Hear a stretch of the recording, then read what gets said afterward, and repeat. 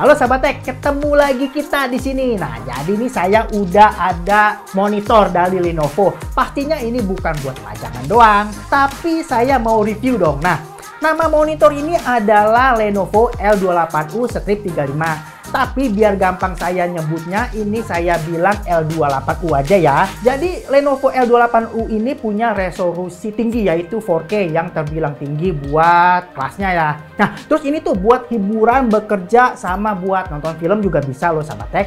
Oke, kita lihat. Cihuy! Lenovo L28U hadir dengan ukuran layar 28 inci dengan bezel yang tipis. Kecerahan monitor ini adalah 300 nit. Nah, bobotnya juga cukup ringan, hanya 6,6 kg. Jadi ini termasuk ringan ya sahabat tech, udah termasuk kaki penyangganya tuh.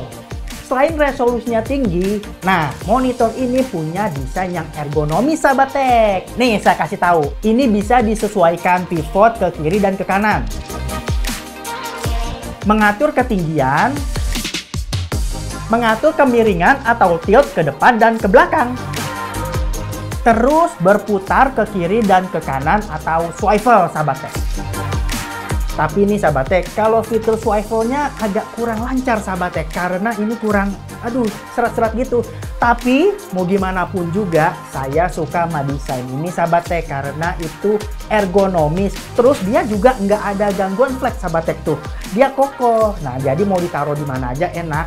Terus dia portnya termasuk enak sahabat tech, soalnya ada 2 HDMI 2.0 sama 1 DisplayPort 1.4. Terus ada juga port audio 3,5 mm untuk headphone nih kayak gini nih sama earphone. Jadi enak sahabat tech. Terus nih sahabat tech, ada 5 tombol untuk melakukan pengaturan seperti ngatur volume suara, kecerahan layar, terus preset gambar, dan masih banyak lagi sahabat tech. Tapi saya merasa antarmuka pengaturan monitor seharusnya itu lebih intuitif lagi sehingga tidak perlu adaptasi terlalu lama untuk OSD-nya. Sekarang saya mau ngomongin performanya. Oke, jadi monitor Lenovo ini dilengkapi sama color gamut lebar yaitu DCI-P3 90% sama sRGB 99%. Terus panelnya dia pakai teknologi IPS. Selain itu nih sahabat tech, saya menyukai ada lapisan anti glare di monitor ini sehingga mampu menangkal refleksi cahaya sekitar. Bahkan nih, saya pernah menggunakan monitor ini dekat jendela di siang hari lagi. Tapi nggak ada masalah meski kecerahannya itu hanya 300 nit. Jadi nggak ada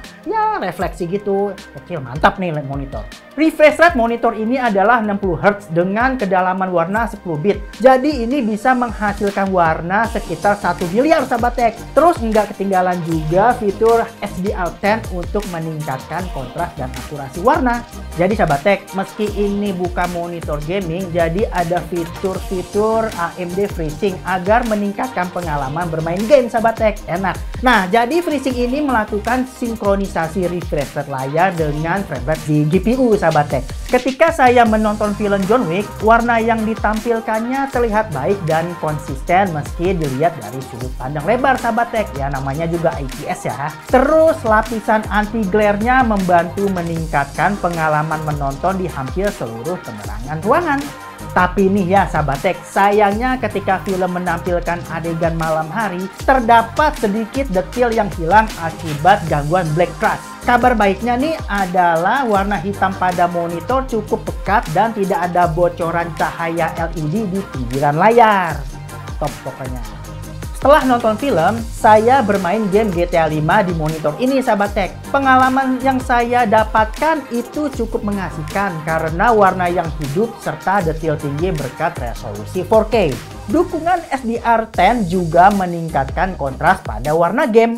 Ada fitur overdrive di monitor ini untuk menyesuaikan response time yang terdiri dari 14 millisecond, 6 millisecond, terus ada 4 millisecond sahabat tech.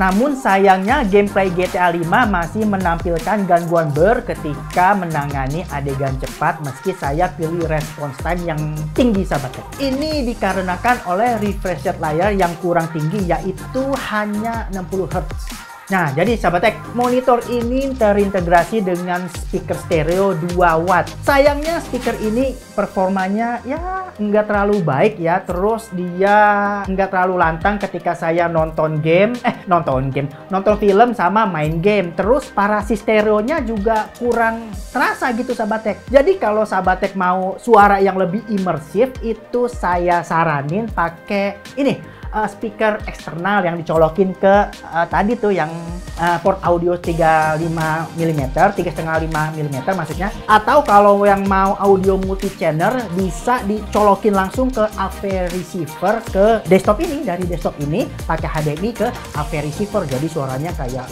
5.1 channel gitu.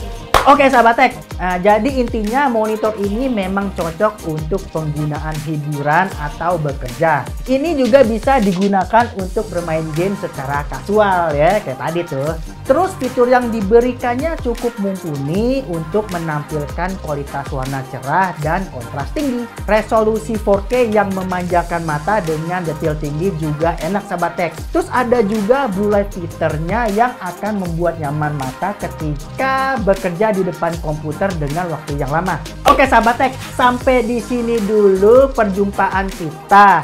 Jika sahabat tech ada saran, tolong ketik di kolom komentar. Terus jangan lupa like video ini. Terus bagi sahabat tech yang belum, tolong subscribe channel tercinta ini. Terus satu lagi sahabat tech yang enggak kalah pentingnya itu share sebanyak-banyaknya biar saya terkenal kayak Om Indro Warkop ya. Dadah.